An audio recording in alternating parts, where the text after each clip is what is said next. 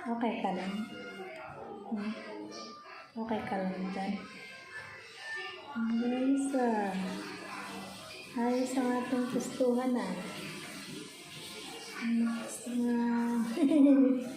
Okay ka lang dyan, bebe? Behave na ikaw? Behave ka na? Hindi ka na malikot? Hindi na ikaw malikot? Hindi na?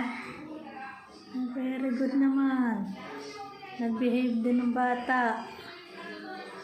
Very good. Tama na muna ang lundag, ha? Naantok na. Naantok na, bata. Tulog ka na dyan.